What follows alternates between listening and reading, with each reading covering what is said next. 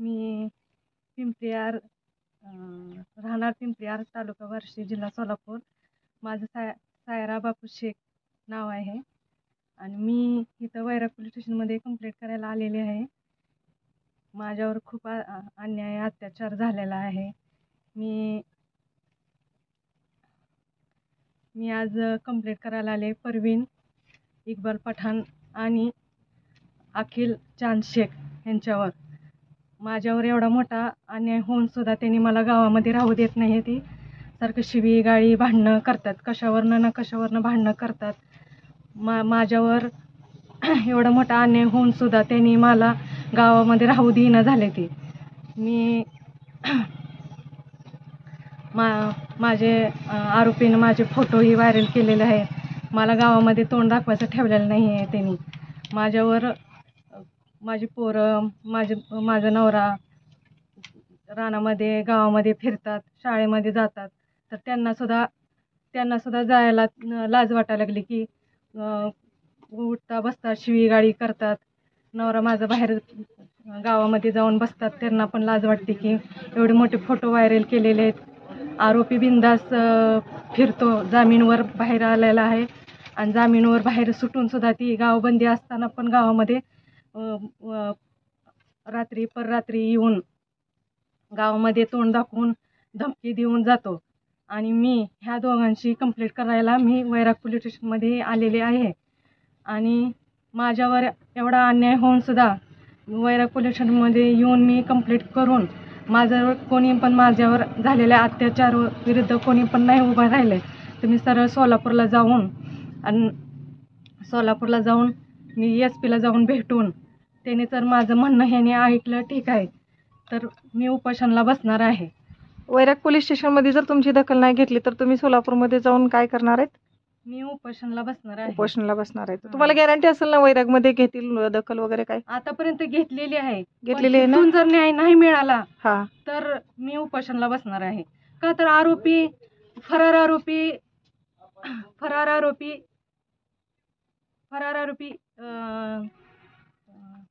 फरार आरोपी हाजी मलंग दादासाहेब पठाण फरार आहे आणि माझ्या चुलत्याला त्यानं मारहाण केलेला आहे आणि तो पण फरार आहे, त्याला पण पकडलेला नाही आहे. आणि इक्बाल दादासाहेब पठाण ही जामीनवर सुटून आलेला आहे. मग ह्यांना सजा मिळाली तर मी वैराग पोलीस स्टेशनचे आभारी आहे मी. पण ह्यांना सजा नाही मिळाली तर मी सोलापूरला जाऊन उपोषणाला बसणार आहे. बरोबर. आणि इथून पुढं महिलांसाठी मी सांगते की जे मी माझी चुकी केली, मी ही लय मोठा माझ्याकडनं घटना माझी, का तर लोकांवर विश्वास करणं हे लय हेच आहे. तुम्ही कुठल्याही माणसावर विश्वास करू नका, कुणाला घरी बोलवू नका आणि भाऊही नात्यावर तर अजिबात विश्वास करू नका. तुम्ही नातं मानायचंच नाही भावाचं. हे भावाचं नातं मानणं हे लय चुकीचं आहे. का तर भावाच्या नात्याखाली अत्याचार करतात. भावाच्या नात्याखाली अत्याचार करतात आणि अत्याचार करून त्रास देऊन फोटो नाही तसले घाण फोटो काढून फोटो व्हायरल केलेत. माझे सगळे आबरू त्या इक्बाल दादासाहेब पठाणनं माझे सगळे आबरू, माझी सगळी इज्जत सगळी लुटून माझे फोटो सगळे व्हायरल केलेले आहेत. म्हणून इथून पुढे कुठल्याही महिलेनं कुठल्याही पुरुषाला भाऊ मानू नये किंवा अत्याचाराच्या बळी होऊ नये. कधी कुणीही भाऊ मानू नये आणि कुठल्याही नातेवाईकावर कुणी सुद्धा विश्वास करू नये. सख्खे नाते ती खरे असतात. सख्खे नाते तीच खरे असतात. चुलत नाते जरा सुद्धा चुलत नात्यावर कुणी सुद्धा विश्वास करू नका तुम्ही.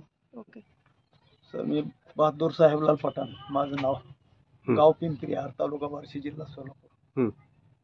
आज मी अशा अवस्थेत आहे की ही माझी मावस भावाची मुलगी, तिच्यावर माझ्या सख्या पुतण्यानं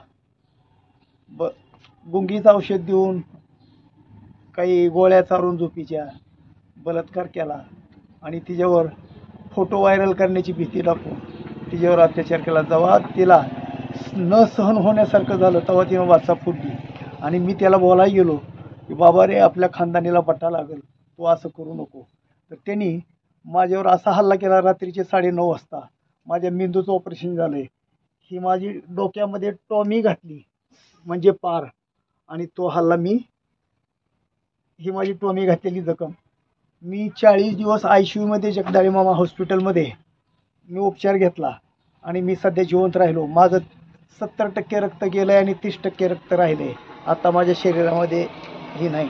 तरी त्याचा पूर्ण तपास वैराग पोलीस स्टेशननं योग्य रीतीनं केला आहे. परंतु फरारी आरोपीला उशीर लागल्यानंतर हे राजकारणामुळं हे पोलीस बंदोबस्त दुसरीकडे जात होते, ह्याच्यामुळं झालेलं आहे. आज आम्ही वैराग पोलीस स्टेशनला आलो आणि मोरे साहेबांनी वचन दिलं की हा आरोपी फरार जो आहे तो आम्ही धरू आणि त्याचे सगळं डिटेल त्यांनी पुण्यामध्ये आहे असं दाखवलंय. तर त्यांनी एकच करावं, फरार आरोपी धरावा आणि ह्या मुलीला नको, या मुलीला न्याय द्यावा. काय एवढीच माझी हात जोडून विनंती. न दिल्यानंतर आम्ही SP साहेबांना, काय DSP साहेबांना आणि वैराग पोलीस स्टेशनला अर्ज दिलेला आहे. जर ह्याच्यामध्ये जर काही मोरे साहेब आतापर्यंत त्यांनी चांगलं काम केलं आणि त्यांच्यावर विश्वास आहे आमचा की मोरे साहेब हे काम करतील, त्याच्यामध्ये हायगाई करून नसेल तर मी ह्या मुलीला घेऊन तिथं उपोषण करणार आहे. एवढीच माझी हात जोडून विनंती.